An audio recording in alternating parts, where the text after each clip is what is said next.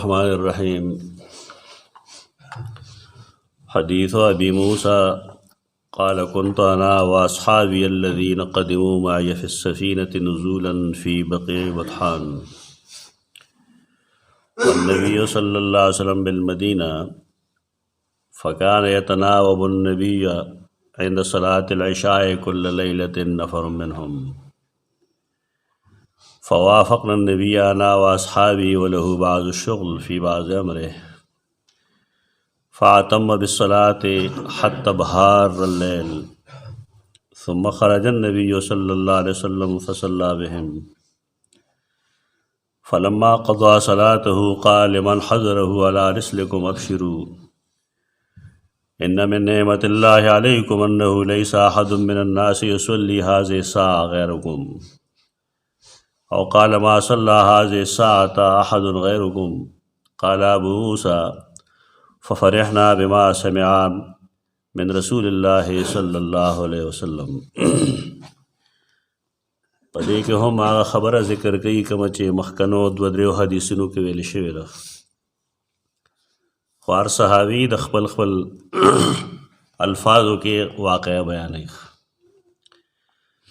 موږ ویلو وضاحت مو کړو چې دا صرف یو شپه شوي دي، بیا دا خبره نه ده شوې.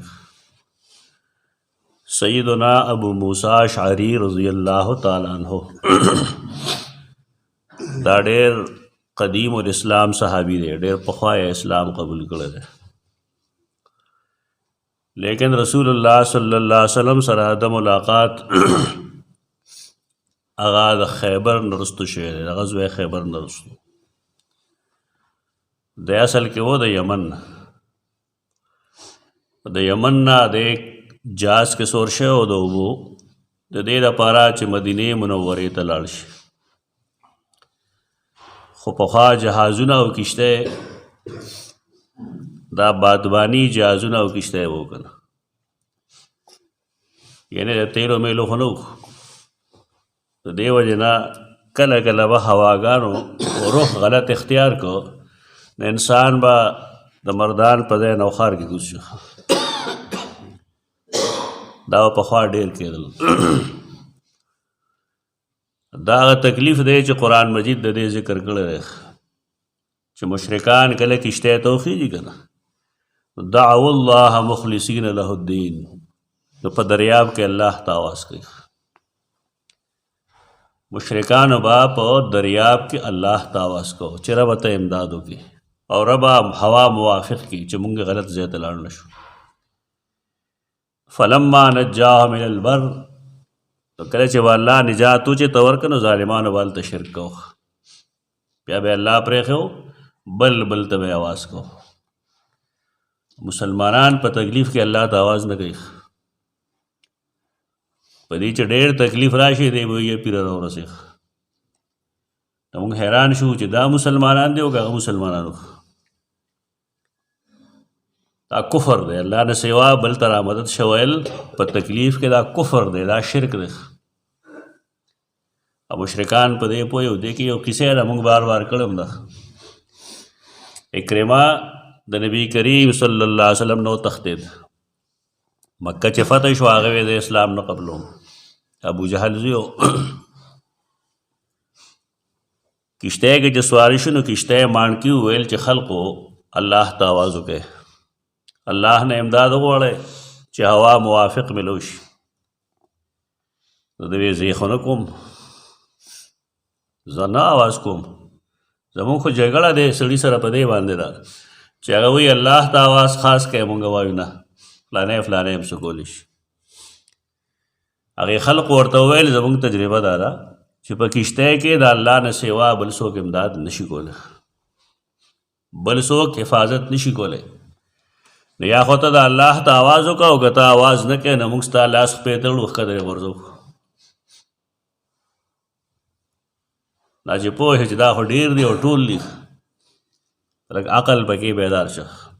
وی ښه چې دا خبره ده نو یا الله که تا موږ له نجات راکړه نو زه به لړ شم او خپل پتنان به د نبي کریم صلی الله علیه وسلم پتنانو ته مات کړم. کشته نجات وموندو، اکرمه ته اوس مونږ اکرمه نه وایو، سیدنا اکرمه رضی الله عنه ورته وایو. د هغه هم تجربه دا شوه چې په دریاب کې الله نه سوا بل څوک امداد نشي کولی. دې ته د عقیدې مسله وایي. زمونږ خلک 2000 تسبیح به یې په لاس کړي، کله به یا شیخ او کله به یا غوث. ته خو هغه مسلمان شه که نه، دا کفرونه دي.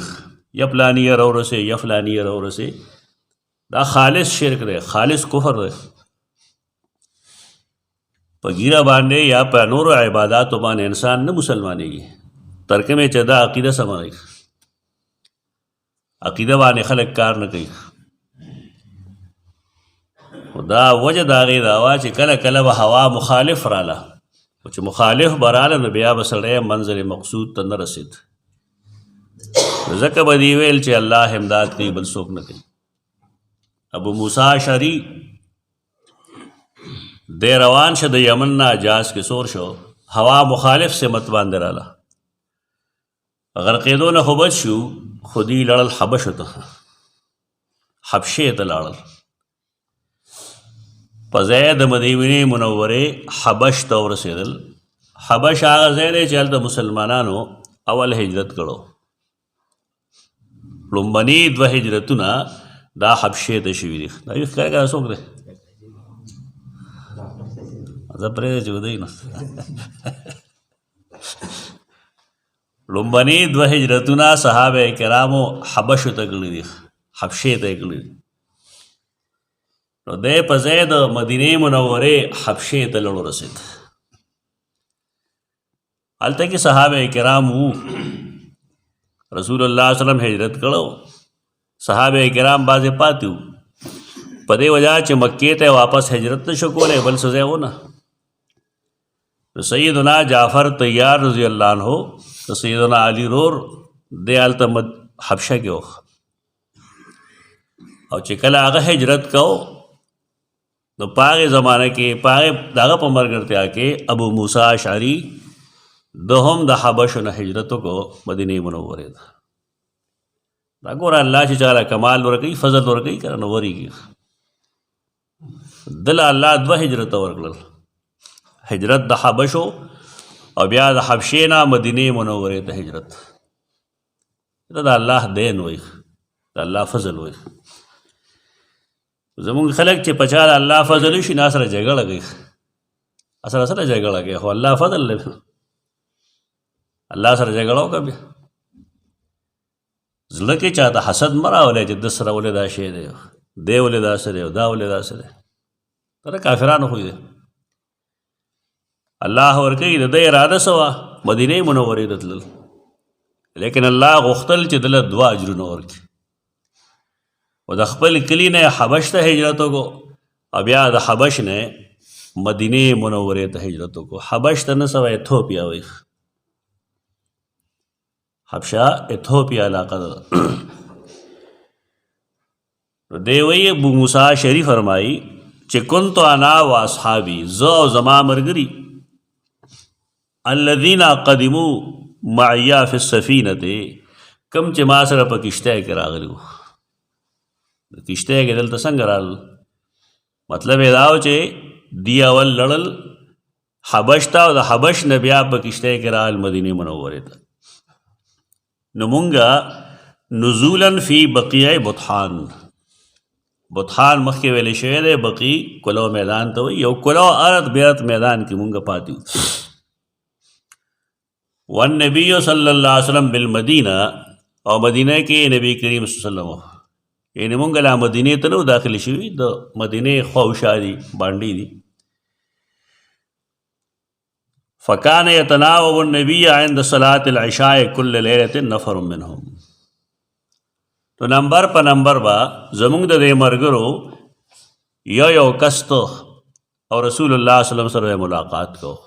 خو دې کې تناوب و، دا حکم و د رسول الله صلی الله علیه وسلم. دغه زمانه د جنگ زمانه وه، دا ټیک دا چې د کفار زور ختم شو، لیکن رسول الله صلی الله علیه وسلم ملګرو ته ویل چې یو پټ راځئ. دا صحابه کرام با د مدینې د خواوشانه رسول الله صلی الله علیه وسلم لا د ماسخوتن مونځ لا نمبر په نمبر تلل، تناوب نمبر په نمبر. د هغې دین سره شوق و، زمونږ په شان نه و چې که مونځ مې وکړه خو ټیک ده، که مې نه کړه نو ټیک ده هم ټیک ده. که د قرآن او حدیث درس چېرته میلاو شه کېناستم نو هم ښه ده، او که لاړم نو هم پروا نشته. دا کار نه د مسلمان مخې ته دی چې زه د الله دین باندې پوه شم او مونځ پابندۍ سره وکړم. د دې لپاره به هغې داسې هم کول چې دوه وروڼه به و بالفرض بانډه کې به اوسېدل، نو یو کس به په کلي کې کار مار به یې کو، څاروي ساتل 100 200، او بل ته به یې ته لاړ شه مدینه منوره کې به ټوله ورځ تېره، او چې څه نوي آیتونه نازلېږي او څه دین رسول الله صلی الله علیه وسلم بیانوي ماسخوتن به راځئ نو ما ته به هغه وایه. نو سبا به د هغې بل نمبر و. زمونږ خلک هم وي زه کار کوم، کار کوي خو دې سره دا بېدینه دي، د دین محبت نشته وروڼو کې. هسې رسمي اسلام دی، نمبر په نمبر، نن زه کار کوم سبا به ته کار کوې، نن به زه کار کوم سبا به ته کار کوې، او کار به صحیح دی، بل دی به چکر یې نه لګوي، دی به ځي او رسول الله صلی الله علیه وسلم نه به دین زده کوي. که نوي آیتونه راغلي، څه نوي احکام نازل شوي، هغه به رارسوي. بلکې ډېر پکې داسې هم و چې هغې خپلو وروڼو لا مستقل دا ډیوټي لګولې وه چې ته به کار نه کوې ما سره، دوه وروڼه یو ستا چوټي ده، ستا به روزانه کار دی چې ته به ځې هلته به دین زده کوې، ما ته یې ماښام بیانوې. زما حافظه خرابه ده بالفرض، پویه مې کمه ده. نو د هغه د اولاد خوراک څښاک رزق دا به هم د یو ورور ورکو، دا د هغې دین سره محبت و. دغې څیز هغې کمال ته رسولي و. مونږ سره نه د دین محبت شته او دنیا هم مونږ سره شته نه. دا څومره پیسې چې مونږ سره دا وړه پیسې نه، د دې ټولو پیسو دا مونږ چې ټول کلي راجمع کړل، د دومره با سیدنا عمر یو صحابي له وظیفه ورکول، چې کله د اسلام مسلمانو حالت ښه شو نو دومره وظیفه به وا د یوې میاشتې ته د هغې تصور نشي کولی. خو دا هر څه کېږي په دې باندې چې سړی د زړه د کومې نه مسلمانې او دې له ترجیح ورکوي، دین له ترجیح ورکوي، دا په نورو کارونو د پاسه کوي. زمونږ مونځ رستو کېږي، زمونږ درس رستو کېږي، زمونږ قرآن نه ویلې کېږي، خو چې دنیایي کار وشي نو څه به دې جوړ شي، ستا دنیا کار وشي نو څه چل وشي، ایس نه کېږي، دنیایي کار رستو هم کېدی شي. دا چل به مونږ کوو، نمبر په نمبر بتلو، یا یو کس بتلو، رسول الله صلی الله علیه وسلم سره ماسخوتن مونځ به م کوو. نو بیا یو کس روز څه چلو شو، وله بعض الشغل فی بعض امره فوافقنا النبی صلی الله علیه وسلم انا واصحابی. نو یو شپه داسې وشو چې زه او زما ملګري زمونږ نمبر راغی، مونږ لړو چې لاړو، وله بعض الشغل، دا هماغه خبره ده. اوس تر دې ځایه پورې دا خبره دی که تازه وه نوې وه. نو وروستو مضمون هغه دی کوم چې تاسو 3-4 حدیثونو کې مخکې ویلی دی، وله بعض الشغل فی بعض امره، او د رسول الله صلی الله علیه وسلم څه کار و هغې مشغول و. او کار مونږ ویلی و چې د شپې ترتیب ورکو، د جهاد دپاره یې ملګري لیږل، عسکر یې لیږه.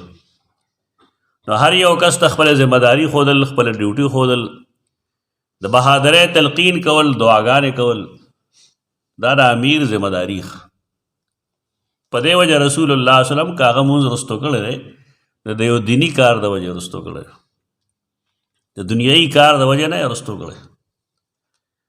او دویم دا چې مونږ پرون هم ویلو چې هغه کا ټایم د ماسخوتن و، چونکې ماسخوتن ټایم اوږد دی، د شپې تر نیمې پورې پکې د ټایم مونځ کېدی شي، نو که هغه رستو شي نو خیر دی، دی کې عیب نشته. یعنی د یو دنیایي کار دپاره د یو داسې ټایم مونځ رستو کړی دی چې د هغې وخت اوږد دی. خو دا زمونږ کار سره سمون نه خوري، مونږ خاصې بانې کوو چې میلمه راغلی و سره مې چای څښله، میلمه راغلی و، میلمه مسلمان و که نه جومات ته راغلی، دا بانې دي، دا عذر نه دی. د جمع د پرېښودو دا عذر صحیح نه دی. دا غلط یا فلانې راغلی او خبرې کړي دا ټول غلط څیزونه دي د ګناه څیزونه دي فاعتم بالصلاة نو رسول الله صلی الله علیه وسلم د ماسخوتن مونځ ناوخته کو تیارې کړه حتی ابحار اللیل ابحار اللیل څه مطلب طلعت نجومه ستوري چې راخېږي او چمک دمک شروع کی نو یہ تا ابحار اللیل ہوئی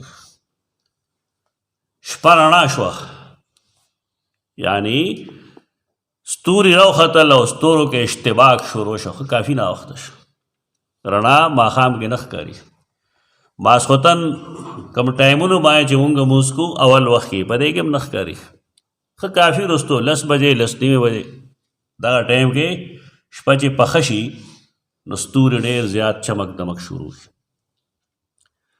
هغې نه وروستو سیدنا عمر اواز کړو مخکې تاسو ویلو چې ویې فرمایل چې ماشومان او ښځې وده شو او د ماشومان او د ښځو ذکر یې په دې کو چې د دې خیال به ساتو رسول الله صلی الله علیه وسلم په مونځ کې به خیال ساتو د زنانه او د دې خیال به ساتو مثلا یو ماشوم مونځ کېږي او وروستو هغه جاړي په زنانو په ځای کې نو رسول الله صلی الله علیه وسلم به مونځ مختصر کو مونځ به یې لنډو دا اوس خلک ورته ناروا وایي که نه داسې خلک شته کتابونه چې هغې وایي د یو څیز د وجې تا کار مونځ مختصر کړه ګناه وکړه ګناه نه دی کار ته به کتل غواړي رسول الله صلی الله علیه وسلم رؤوف رحیم دی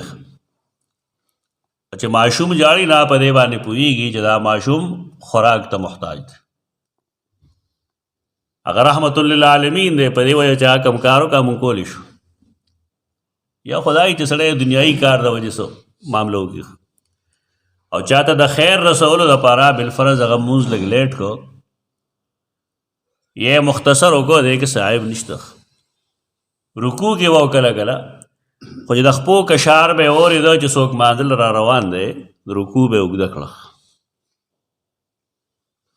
زمونږ خلک څه وایي چې ته رکوع اوږده کړې که نه حاجي پلانکی راته نو څه کې رکوع اوږده کړه پلانکی دالي دی او د مونځ نه مخکې سلام نه مخکې پلانکی ښکاري او ستا شاته را روان دی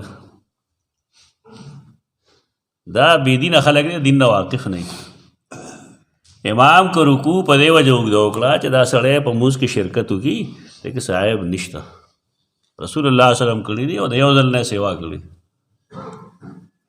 دا د دې خلقو دین دی بس د مدینې منورې دین دا نه دی کول به هغه ده شپه چې کله ښه پخه شوه رڼا شوه نو بیا هغې نه وروستو خرج النبي صلی الله علیه وسلم فصلی بهم نبی کریم صلی الله علیه وسلم بار راووتو نو هغې ته یې مونځ وکړو فلما قضا صلاته کله چې مونځ وکړو قال من حضره څوک چې حاضر و نو هغې ته یې وفرمایل علی رسلکم علی رسلکم دا مطلب لږ صبر وکړئ لږ صبر وکړئ زیمه خبره کوم خبره دارا چې ابشرو خوشحاله اوسئ خوشحاله ان من نعمت الله علیکم دا الله په نعمتونو کې یو نعمت په تاسو دا دی چې انه لیس احد من الناس چې هېڅوک ویښ نشته دی وخت کې یصلي هذه الساعه چې دا مونځ کوي غیرکم سوا ستاسو نه یعنې که څوک کوي مسلمانان هم هغې وده شوي مسجد نبوي نه علاوه نور جماعتونه وو مدینه منوره کې یوازې مسجد نبوي خو نه و او هر سړی هر جماعت کې په خپل ټایم باندې مونځ شوی دی تاسو دا مونځ لیټ وکړو یہ دا فرمایلی چې ما صلی هذه الساعه احد غیرکم په دې ټایم کې دا مونځ ستاسو نه علاوه بل چا نه دی کړی قال ابو موسی وی ففرحنا بما سمعنا من رسول الله صلی الله علیه وسلم مونږ چې د رسول الله صلی الله علیه وسلم د خولې نه زیر واورېد که نه نو په ډېر زیات خوشحاله شو او دې ته وګوره چې رسول الله صلی الله علیه وسلم بشارت په څه شي ورکړی دی زیر یې په څه ورکړی دی چې دې وخت کې مونځ کوئ 11 بجې نه دا وی داسې بالفرض نو د رسول الله صلی الله علیه وسلم به د هر شپې مونځ 11 بجې تاسې خو نه ده خبره دا ده چې دې صحابه کرامو تر دغه 11 بجو پورې مونځ ته انتظار کړی. کم خلک چې د مونځ په انتظار کې جماعت کې ناست دي نو د هغې دپاره ځای نه دی. خبره دا ده تا موږ چې بار بار زور کوو تاسو باندې، موږ همدردي کوو تاسو سره چې بھائی مانګ ووهي سمدستي جماعت ته راځئ. کم سے کم 7 منټه بعد ته د مونځ انتظار کې ناست دی. نو مونځ باندې خو زیات نه زیات په 4 رکعات 10 منټه لګي که نه، نو دا مخکني 10 منټه هم ستا د مونځ په ثواب کې تیر شو. مونږ بد کتلی ستا که خم کتلی، مونږ چرې قوم له د الله په فضل بد نه خو اگر چې پوهېږي نه، قوم نه پوهېږي، په کار دا دی چې تاسو ته مونږ سوایو د دیني هدایات هغې عملي کوئ، هغه وختي راځئ. د هغې فایده به دا وي چې یو خو تاسو ته په لومړني صف کې ځای میلاوي. صحابه کرام رسول الله صلی الله علیه وسلم فرمایي که خلکو ته پته وي، علم وي چې په لومړني صف کې څومره فایده ده، او په تکبیر تحریمه کې چې امام سره ته الله اکبر یو ځای ووایي، په دې کې څومره ثواب دی.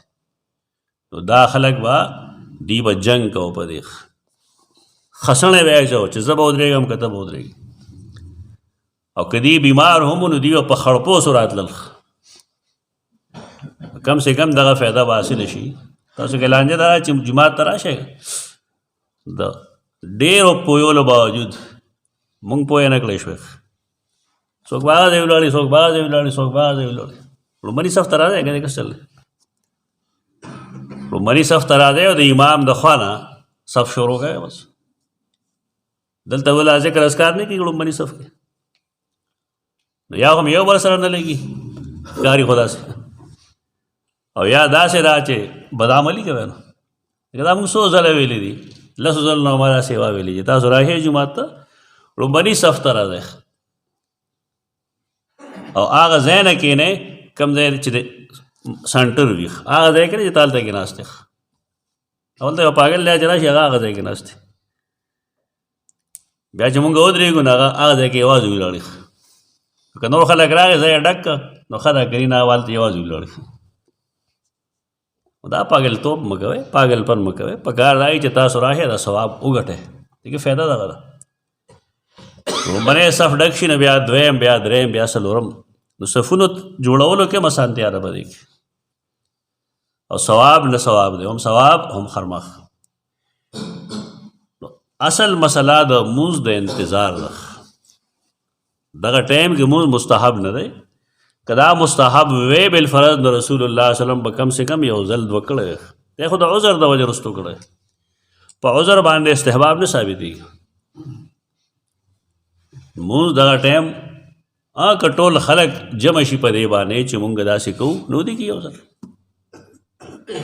رسول الله صلی الله علیه وسلم په جون کې یو ځل کړی، نو یو ځل د ټول اتفاق وکړي چې بھائی نن به ماسخوتن مونځ 10 بجې کوو، په دې کې بس داسې موقع پیدا کړئ. چلته کې اقول قولی هذا استغفر الله لكم ولسائر المسلمین.